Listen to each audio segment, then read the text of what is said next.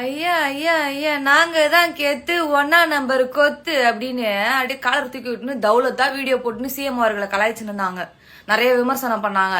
இந்த ஜென்சி மீட்டப்ல போய் ஒரு தாய்மையை கேவலப்படுத்துற மாதிரி எம்எல்ஏ பல்லவி அக்காவை வச்சு ஒரு சீனை ஒண்ணு கிரேட் பண்ணி போட்டு அது அப்படியே தாறு மாறு தக்காளி சோறு அப்படியே வாரி துண்டுற மாதிரி நீங்களா போட்டு எடிட் பண்ணி அப்படியே பெரிய சாதனை படைச்ச மாதிரி இந்த ஜென்சி மீட்டப்ல பேசிட்டு போட்டீங்க.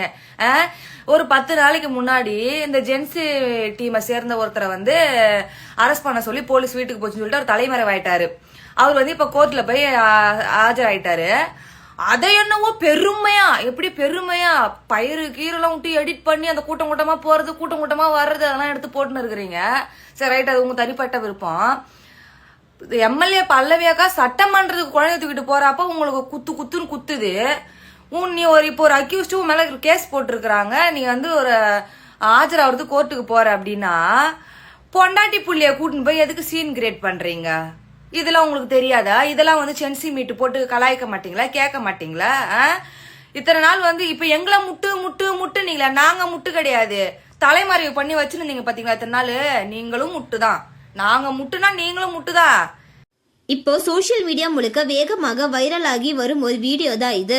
டிஎம்கே ஆதரவாளரான அன்பின் திராவிடன் கடந்த சில நாட்களுக்கு முன்பு போலீசாரால் கைது செய்யப்பட்ட நிலையில் தற்போது ஜாமீனில் வெளியே வந்து இன்று நீதிமன்றத்தில் ஆஜராகி இருந்தார். அப்போது அவருடன் மனைவி மற்றும் குழந்தையுடன் வந்திருந்த சம்பவம் தற்போது இணையத்தில் பரபரப்பை ஏற்படுத்தியுள்ளது. இந்த வீடியோவை இன்ஸ்டா பிரபலமான குட்டிமியா பகிர்ந்து கடுமையாக விமர்சனங்களை முன்வைத்திருக்கிறார். டிவிகே எம்எல்ஏ பல்லவி குழந்தையுடன் வந்தபோது அனுதாபம் தேடுகிறார் என்று விமர்சித்தவர்கள் இப்பொழுது இதற்கு என்ன பதில் சொல்ல போகிறார்கள் என்று கேள்வி எழுப்பியுள்ளார்.